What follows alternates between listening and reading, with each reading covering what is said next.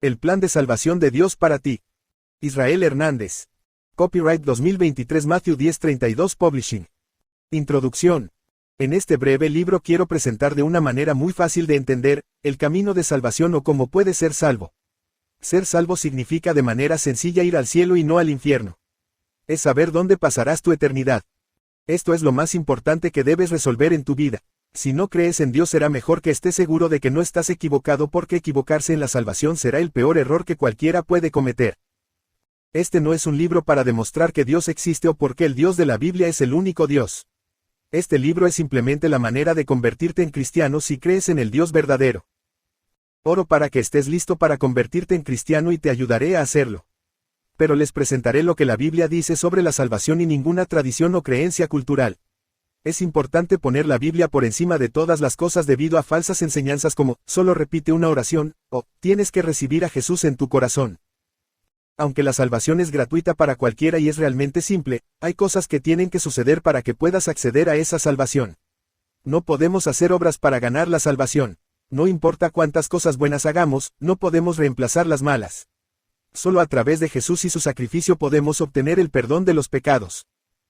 No hay un solo versículo en la Biblia que explique todo acerca de la salvación, pero podemos saberlo leyendo. Analizaré cada aspecto de la salvación de una manera fácil de entender. No puedes tener uno sin los demás. Oro para que al final de este libro tengas un encuentro personal con Jesús y tomes la decisión de seguirlo. Porque de tal manera amó Dios al mundo, que ha dado a su Hijo unigénito, para que todo aquel que en él cree, no se pierda, mas tenga vida eterna.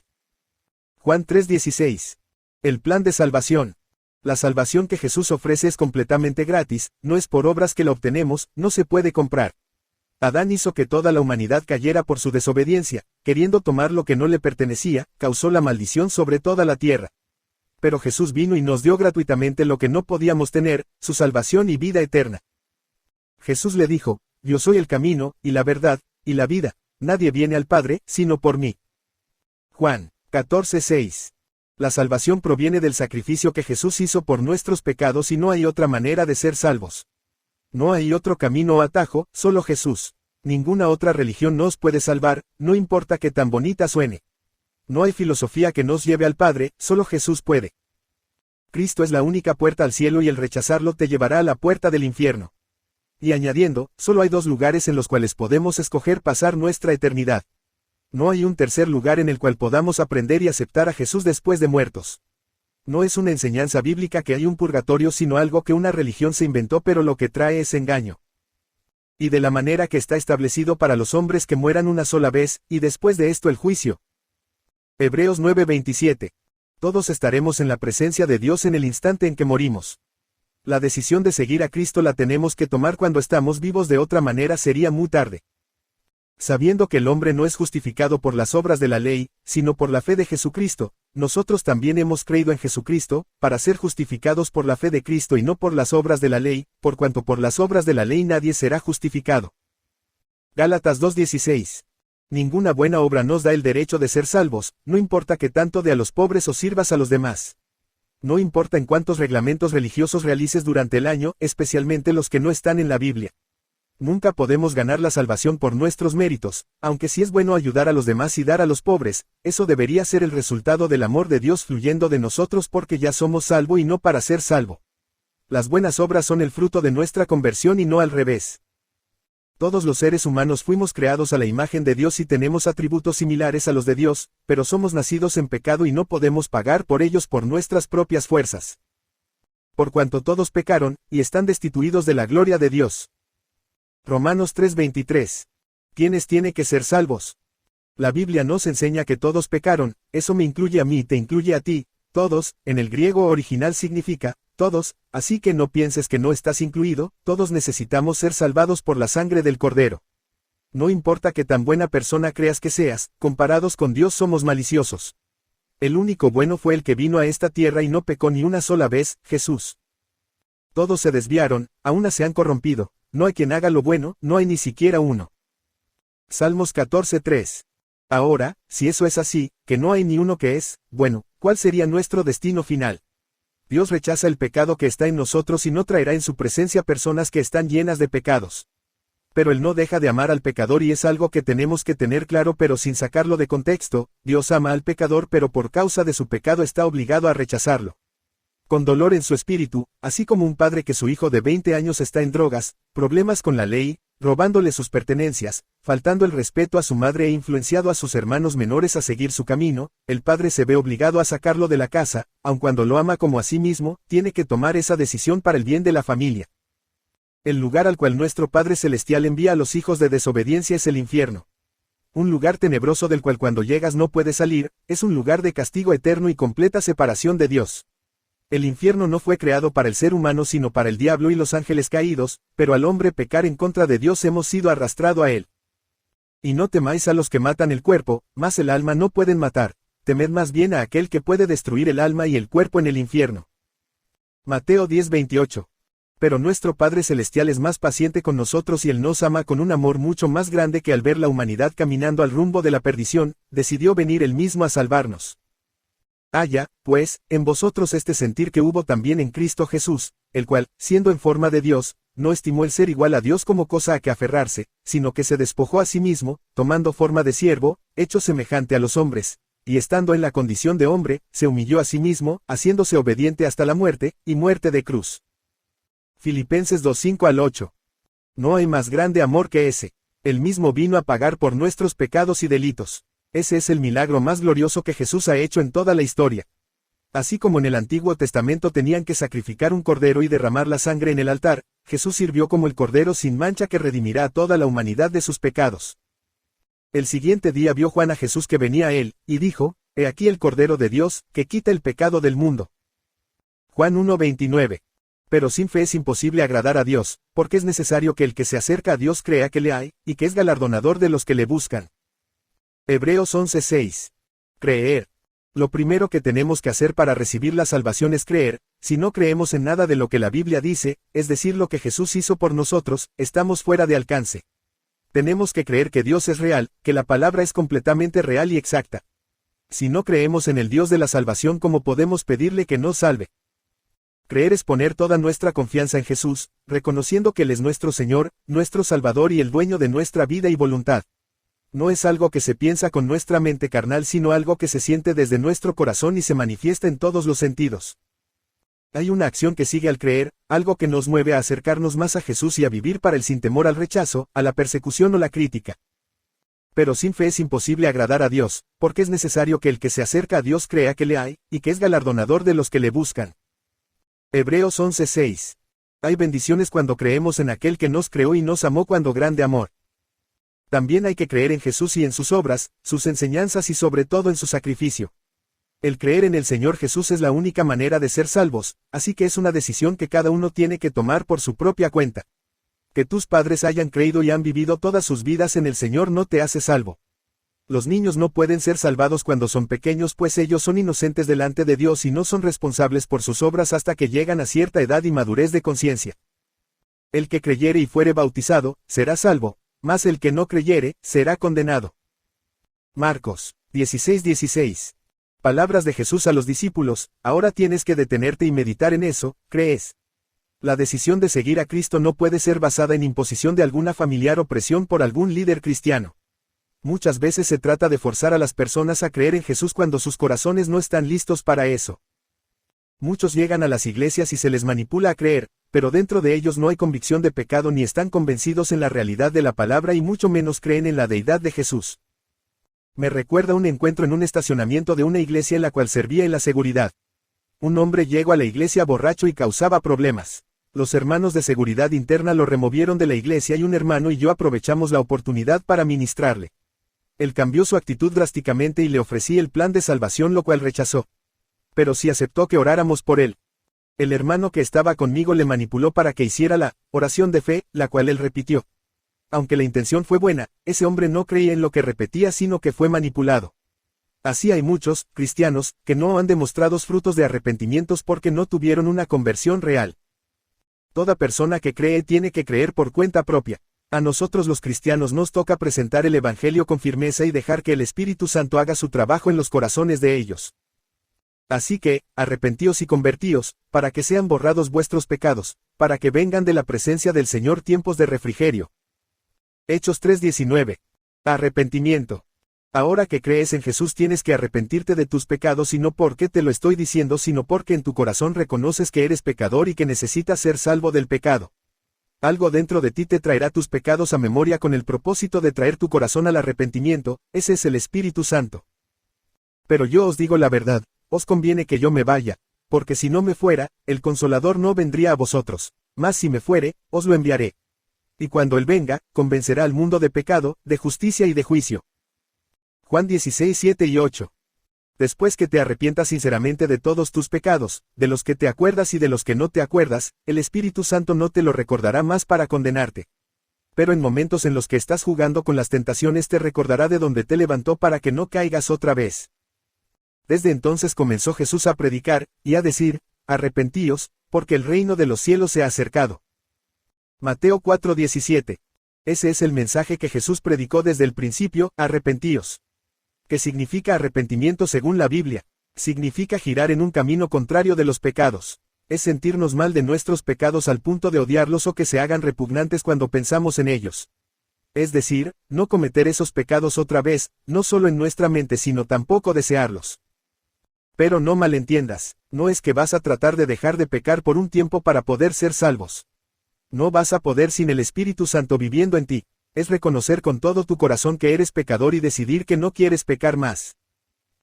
Así que, arrepentíos y convertíos, para que sean borrados vuestros pecados, para que vengan de la presencia del Señor tiempos de refrigerio. Hechos 3:19. El arrepentimiento tiene que venir acompañado de frutos. No podemos decir que nos arrepentimos si seguimos haciendo las mismas cosas pecaminosas, tiene que haber la voluntad de cambiar y el desprecio de lo que hicimos antes. Si no te sientes mal por lo que has hecho sino que excusas tus pecados para que no suenen tan malos, eso no es arrepentimiento. Haced, pues, frutos dignos de arrepentimiento. Mateo 3:8. Arrepentirse es apartarse del pecado que cometimos, ir a la dirección opuesta. Tienes que tener la voluntad de dejar atrás lo que hacías y vivir una vida en obediencia. No significa que hay que ser perfecto, pero en tu corazón hay el deseo de hacer lo que Dios nos mandó y de no hacer lo que nos prohibió. Hacer lo posible por no volver atrás es lo que Dios busca. Todo comienza en nuestro corazón y en nuestra mente. Tal vez no hagas lo que hiciste antes, pero tampoco debes fantasear con esas cosas en tu mente. En Jeremías 17:10 dice que Dios juzga el corazón y prueba los pensamientos. Así que el arrepentimiento tiene que venir desde nuestro corazón. Eso es lo que Dios busca, un corazón humillado y dispuesto a seguirle. Que si confesares con tu boca que Jesús es el Señor, y creyeres en tu corazón que Dios le levantó de los muertos, serás salvo. Romanos 10:9. Confesión de fe. Con el creer también está el hablar lo que creemos. Hay que sacar lo que está en nuestro corazón y confesarlo a nuestro Padre Celestial y Él se moverá en misericordia y nos limpiará de toda maldad. Es necesario que le digas a Dios lo que hay en tu corazón, sinceramente. Creí, por tanto hablé, estando afligido en gran manera. Salmo 116:10. Ahora, el confesar solo no logrará nada, tiene que venir después de creer y arrepentirse de todo corazón. Es sacar lo que hay dentro de nosotros con una expresión vocal. Aunque Él ya sabe lo que hay adentro de nosotros, es necesario que seamos nosotros los que clamemos por nuestra salvación. El confesar no se puede forzar a otras personas ni manipular para que repitan la oración de fe. Tiene que ser completamente voluntario. Si engañamos a una persona a confesar no estamos en la verdad y no servirá de nada. El problema es que si la persona no tiene el deseo ni la voluntad de darle su vida a Jesús, no importa lo que esa persona confiese, no es real, pues no hay convicción de pecados, por lo cual no hay arrepentimiento. De que se sembró una semilla espiritual en él, sí, pero siempre tenemos que recordar que Jesús es el que salva y no nosotros, y Él no necesita nuestra ayuda. Otro ejemplo de eso es mi esposa Carrie. Cuando ella tenía 9 años, un maestro de campamento le pidió que aceptara a Jesús y repitiera la oración de fe. Ella accedió por respeto, pues ella tenía admiración y respetaba a sus maestros. Cualquier cosa que sus maestros le pedía ella lo hacía. Así que la pequeña Carrie repitió la oración sin saber lo que hacía. Durante su vida ella creció creyendo que era salva, pero viviendo una vida sin Dios y en pecado. No le fue enseñado que para recibir a Jesús hay que creer y arrepentirse. Pero cuando finalmente decidió seguir a Cristo se dio cuenta del peligro que ella corría al ser engañada, pues viviendo en pecado podía haber perdido su alma para siempre. Según la Biblia, el confesar se hace al momento del bautismo.